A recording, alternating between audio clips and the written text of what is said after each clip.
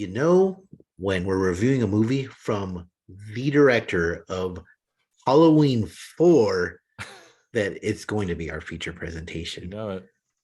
Natty Knocks stars three absolute icons of genre filming: Bill Moseley, Robert Englund, and Danielle Harris. Reunites the director of Halloween 4 with Danielle Harris. It's a movie that takes place on Halloween Eve, I think. And Think it's so. about a serial killer who's come back, and a babysitter has to save the day. I mean, it sounds a little derivative, maybe because it is. Uh, um, gosh, I'm gonna really back myself into a corner here because we've been talking a lot about nudity and eroticism in film and how much we miss it, and Yeah. I'm gonna just come off sounding like a horny booger here. I think now we've talked a lot about, yeah, you don't need gratuitous nudity. Like that's, I'm glad we're past that. Sure. This type of movie needs gratuitous nudity. Yeah. Like, and you can tell they really wanted it. Now, I'm going to say this right. Bill Moseley does Bill Moseley things in this movie, and I'm glad that they didn't do the nude scene with the high school girl that he's creeping out on. Thank That's God. cool. I'm cool with that. They didn't need that. Spoiler alert: we're going to talk some things about this movie. Won't ruin anyone's enjoyment. Uh, um, but there's other moments where, like, if this movie came out in, even if it came out in 95, and especially if it came out in 85, there'd be some nudity in this. Like, Oh, this movie kind of demands it, right? It's kind of weird. oh, it should have been, Natty Knockers. She was a prostitute, and yet she started in B movies. I B mean, movie Scream Queen. There should have been every scene should have had boobs in it with her. I'm not truly.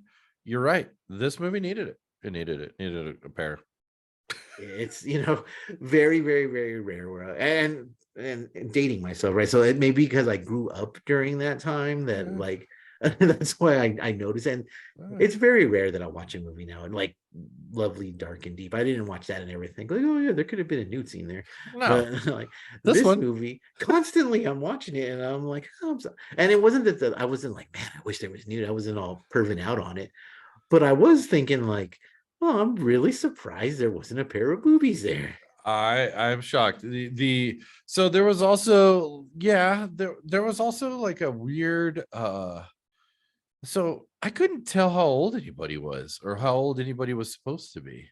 Like there was like a weird like they tried to play up like a sexual thing with the teenage babysitter girl, but she's In high school. in high school. And I think that's just yeah. You could have had multiple reasons to make that character not necessarily her being in high school has no relevance on anything. So yeah, you could have upped her age a little bit, thrown some boobs.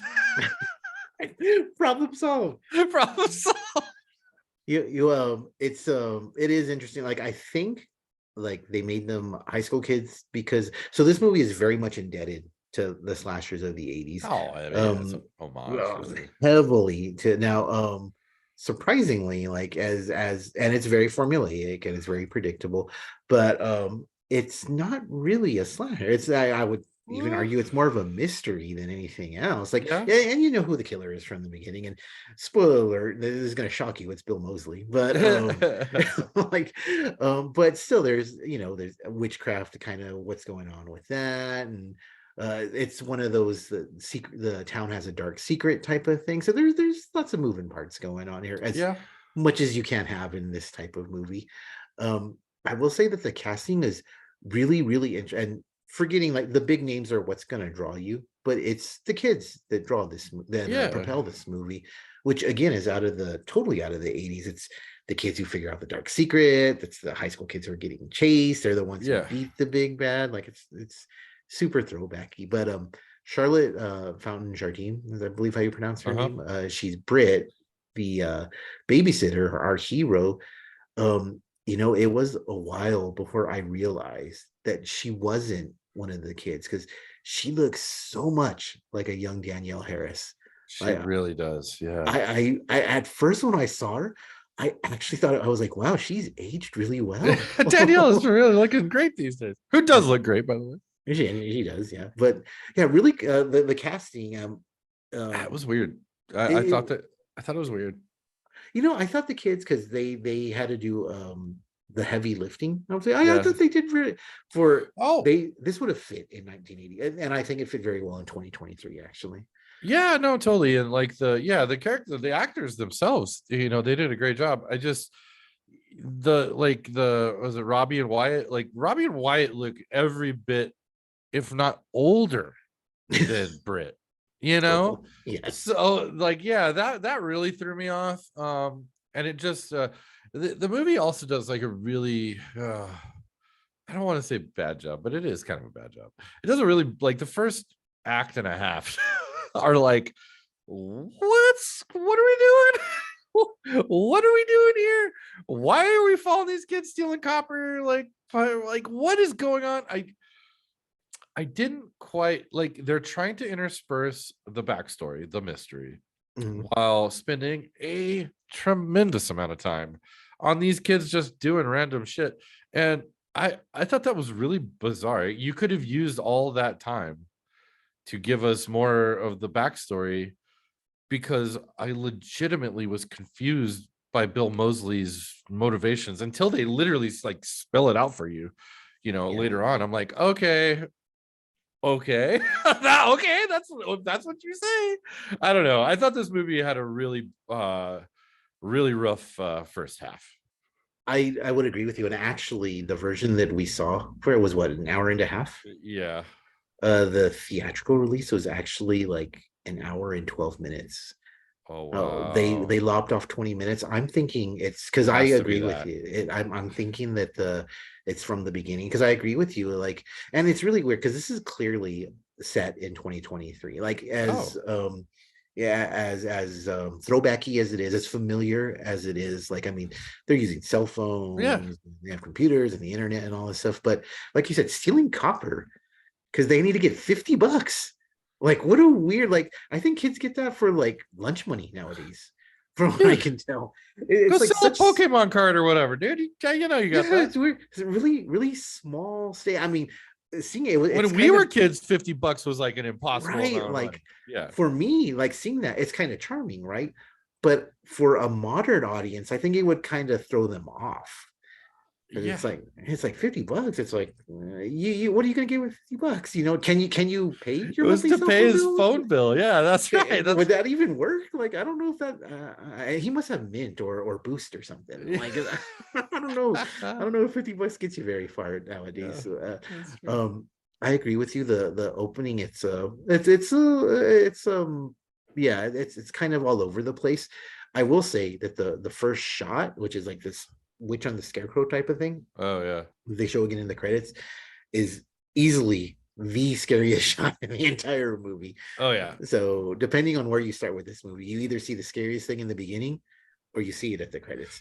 But yeah, it takes a while to get going. Like, and they do, I will say this, like they kind of get you into the characters. I thought Brit was really cool. But I really thought that the youngest daughter, I thought she was so cool. Like, because Oh yeah.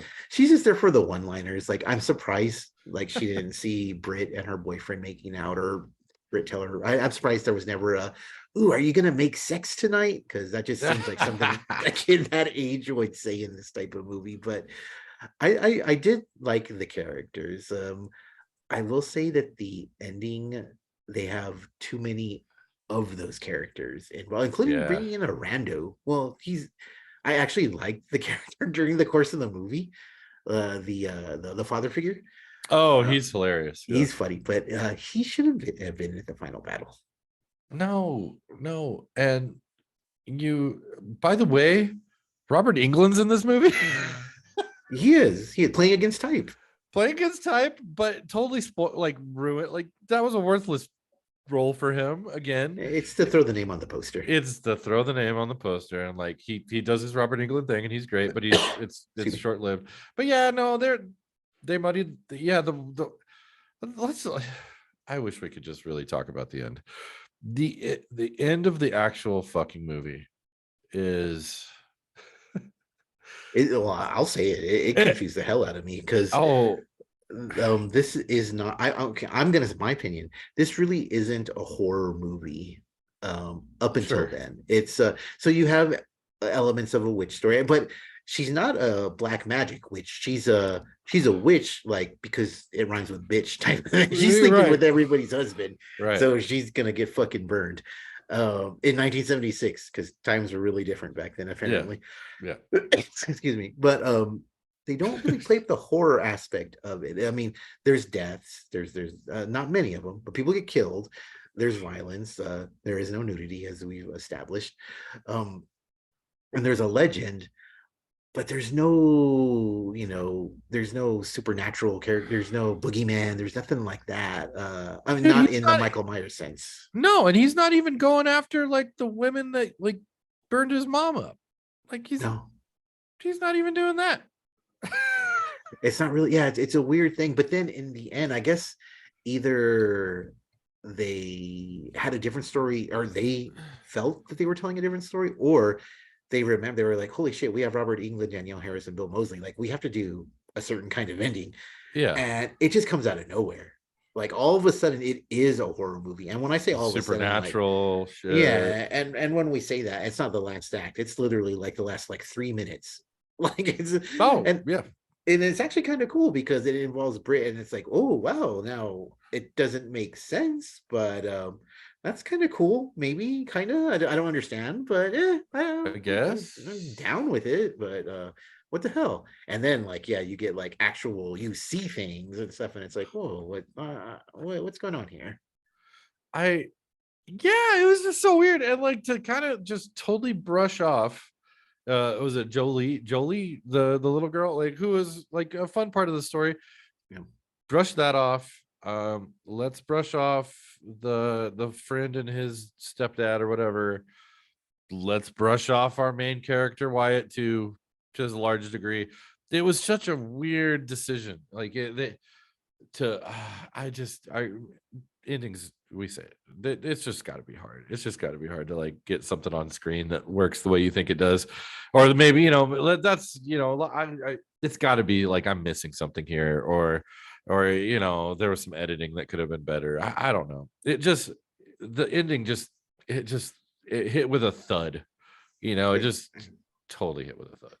it falls very flat because it doesn't jive with the rest of the story. Right. Like, the rest of the story, they're telling this cool, like, cool being relative, but like, so you have this like witch story, but is it really a witch story? A little bit of a revenge thing, even though he's not really going all out for his revenge, but you kind of get the point of what's going on.